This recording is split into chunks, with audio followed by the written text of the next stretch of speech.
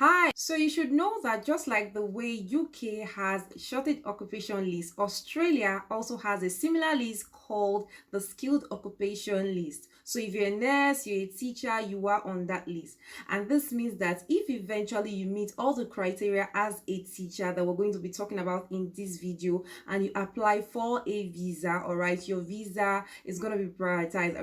Attention is going to be given to your visa and you surely get your visa in as short as 3 days. This is not limited to only teachers and nurses, all right, but also to other profession you're going to see on that list according to this article updates here. Link to this article will be in the description box of this video so that you can check it out by yourself at your free time. And so for a quick one, I have some useful videos for teachers who are interested in planning to move to the UK, to Japan, to Canada. So you might want to check out those ones for yourself or for your dear ones, all right? All links in the description box of this video. So if you're wondering if teachers are needed in Australia, yes, teachers are needed in Australia, all right? So if you teach at the preschool level, primary school level, secondary or a higher, you are needed in Australia. And the best cities for teachers are Sydney, Brisbane. According to my research, you have Gold Coast, Perth, Melbourne, Adelaide, and then other cities that you find as we go on in this video. So if you're new to my channel, hi, you're welcome to my channel. My name is Emanuela, and for returning viewers, I say a big welcome back to you and thank you for all your support. In this video, I'll be walking you through step by step on the process on how to apply as a teacher who wants to move or relocate to Australia. So we're going to be looking at documents required, costs involved, benefits of even teaching or being a teacher in Australia, and other related and useful information with regards to your process. Now we'll go into the demo. As you're watching, please kindly like this video, give this video a thumbs up, share with your family and friends, subscribe if you're new. The first thing we'll be talking about is the eligibility. The second thing to know is IELTS is compulsory. All right, so you need to write IELTS academic, all right, and get a particular score before you can be able to be successful. Third thing to note is assessment of documents. All right, so if you're teaching at the primary school level, secondary school level, or even the kindergarten level, there are bodies in Australia that have to assess your document and then give you a positive feedback before you can go ahead and do the application to teach in Australia. The next thing to know is it's a point-based system. You also need to know the visa categories to apply to, all right, and the requirements of each class of visa. The next thing you need to know is expression of interest, showing to the government of Australia that you're interested in moving to Australia as a teacher. And finally, the thing you need to know is that you need to apply for your visa and move to Australia. The first thing to know for eligibility is that you need to have your bachelor's in education or a bachelor's plus 1 year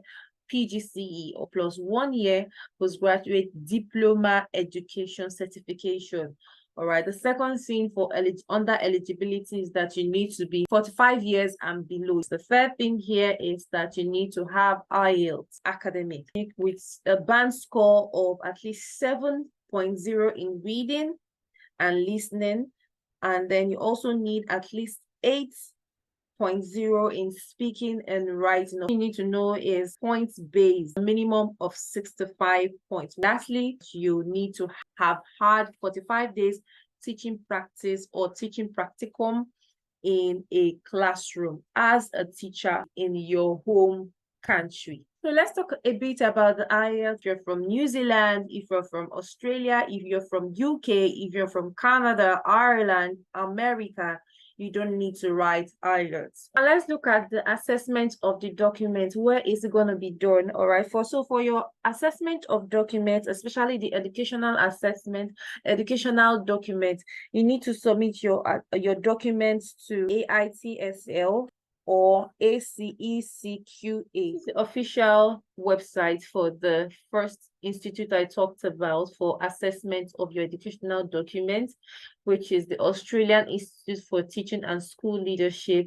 all right, Limited, AITSL. Okay, so you have every information with regards to how you can navigate this website. When you come to this website, the first thing I want you to click on is migrate to Australia. You have before applying fees, agent information, applicant portal, teaching us in Australia, making the move, studying in Australia, links, contact us, and all of that. All right, so because you are applying to teach in Australia, the first thing you need to check on is before applying. For applying for a teacher skills assessment, please check this. All right, that the visa you're applying for requires the skills assessment. Check that you meet both the criteria. Check the specific occupation you're going for. All right, early childhood, that's pre-primary school teacher, primary school teacher, middle school teacher, secondary school teacher, special needs teacher, teacher of the hearing impaired, teacher of the sight impaired, special education teachers, and all of that. So you just look at the one that's what you're going for. Let's look at one of this middle school teacher. There is middle school teacher. This was updated in July 2023. The application checklist. All right, your qualifications, initial teaching education qualification requirements, English language proficiency. You have the information there is. So applicant checklist, proof of identity, your passport, your evidence of change of name, that's if you're married, with the aid of your marriage certificate. All right, you also need to show birth certificate, your national ID if you have earned any. Okay, Australian teacher registration if you have that. If you do not have that, you pass by that. You need to see other qualifications. All right, final award certificates. You have evidence of supervised teaching practice, all right, an official signed and dated document from the awarding university, that's your home country university. All right, please do not submit any of these. If your document is not complete, do not submit. Photocopies do not submit. It is the original you need to scan and send to them for assessment. So if you're not going for the middle school teacher route, you can just choose yours from any of this occupation checklist. So how do you start up with this process? You need to click on join. Here it says sign up. All right, so you're signing up because you do not have an account with them. All right, so for sign up, you have your first name here. You have school organization name, select sector, select role, select the country, that's your home country, select the state, email, confirm email, password. All right, I'm not a robot, and then you create an account. So how much you need to pay for your documents to be assessed? Click on fees there. All right, and scroll down here. It says that this has been updated since 2021. So to have a positive skill assessment, you need to pay this 1,050 Australian dollars. How do you pay it here? Payment is made through this applicant portal. So this is the second assessing board, Australian Children's Education and Care Quality Authority, ACECQA. All right, so you have it here. Migration skills assessment is ECQA is the approved assessing authority for the following occupation: childcare center manager, childcare worker, all right, group leaders. That's for people that are in that category. You're eligible to apply for a migration skills assessment if your nominated occupation is here listed on this occupation list. The step 1, read the skills assessment application guideline. All right, the step 2 is to prepare the required documents. Step 3 is to submit an online application. And then at the end of this, you are going to pay. Let's look at the application fee. Skilled migration assessment fee. Okay, application for a migration skills assessment, 1,100 Australian dollars. Here you have application for a review of a migration skill assessment. That is if you want them to go through your assessment again, if you're not satisfied with the outcome. You need to pay that. About the assessing bodies. The next thing to look at here is point-based system. For the point-based system, you need to use this tool called the points calculator, Australia points calculator. You must have a minimum of 65 points to get you eligible or qualified for this process. Let's look at it together. The first thing to know is you have to pick one of these visas here. All right, so let's take, for example, you want to click on Skilled Independent Visa Subclass 189. We'll click on it. It gives you other options there. Let's scroll down and see what you have there. The Skilled Independent Visa Subclass 189. To check how many points you might score, use this points table. All right, so for your if you want to go to that, you can actually check that link. So which age band do you fit into? So let's click on it. You have 18 but less than 25, 25 but less than 33, 33 but less than 40, 40 but less than 45. English language requirement. So if you want to know more about this, you click on English language skills and find out the requirements. How would you rate your English language ability? Let's click on it.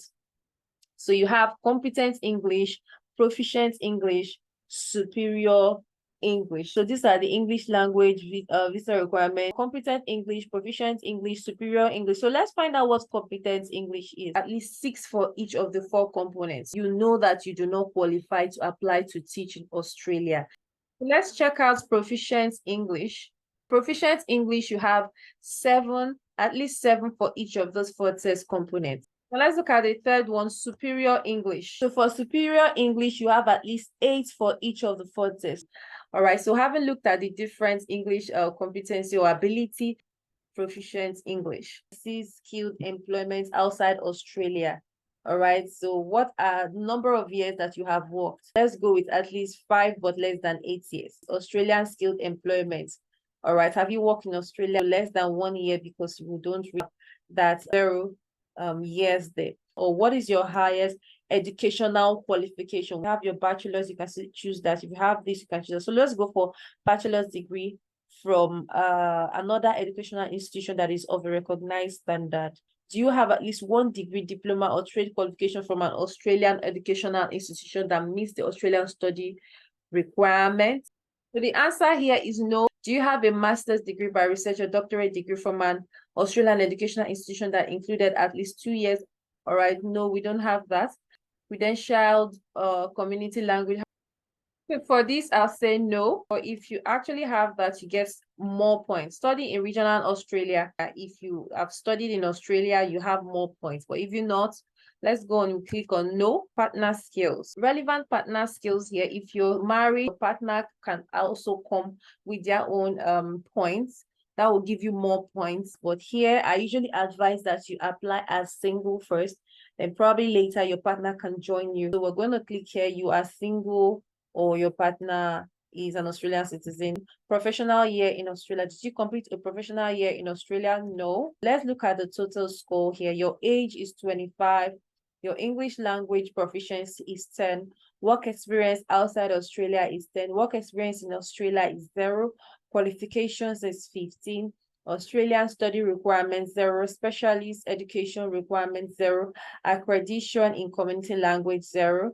That is done as an interpreter or a translator in Australia. So if you don't have that, you can move on. Study in regional Australia 0. Partner skills 10. All right, professional year in Australia 0. Your points total is 70. Wow, guys, this is important and this is sweet. If you fall into this category, you can go ahead with your application. So you can take whatever step first. Some people usually take the point-based system first before they go ahead and have their documents accessed. Some people will go ahead to have their documents accessed first before they come back to point-based system. Let's move to the next point here, the visa category. So visa category here, advice is 189 visa, the 190 visa, or the 491 visa. Any of them you can use to apply to teach in Australia. All right, so let's look at the first one, the 189 visa. All right, that gives you a PR when you apply or when you actually get that visa to live and work anywhere in Australia with your family. That is the visa 189. The next visa is the visa 190. It also comes with the PR, but this one you live and work in a certain state that nominates you. But every state has their own criteria with regards to what they look out for before they can nominate you to come live and work in that state. The next one is your visa 491. This one, you can also live and work in a region, but you don't become a permanent resident straight away. All right, you need to meet certain criteria before you can actually be able to get that benefit. Next thing to look at is expression of interest. At this stage, you must have your IS scores right. Your age must not be more than 45 years. You need to have a positive skills or credentials assessment. You also need to have your police character certificate. You need to have scored 65 points in your skills assessment. Having all of this, you can now apply for your expression of interest. This is where you show your interest to the government of Australia that you are interested in applying to live and work in Australia. So you need to know that for Australia, every 3 months, the government of Australia sends out an invitation for applicants who are interested to come into Australia to apply for a visa to migrate to Australia as a skilled worker. Then if you're fortunate to get this, you will get an ITA, that invitation to apply for a visa. Then you can apply for your visa. So how then do we navigate this expression of interest? This is the Skillselect program or Skillselect website. All right, the link of this will also be in the description box of this video. So how do I get here? You can just go to Google, your Safari on your laptop. You just type in Australia Skillselect, or you just click on Start an EOI. After you scroll down, you just click on Submit an EOI. So you have to agree to the terms and conditions. Click up here and go to Next. And here you click Next. After clicking that, you have expression of interest, family name, given name, sex, all right, date of birth, your details there. After one page, it takes you to the next and click on Next. So when you are done filling in all your details here, you create an account and you monitor. And this is good news. Once you get an invitation to apply for your visa, you need to apply for your visa in 60 days.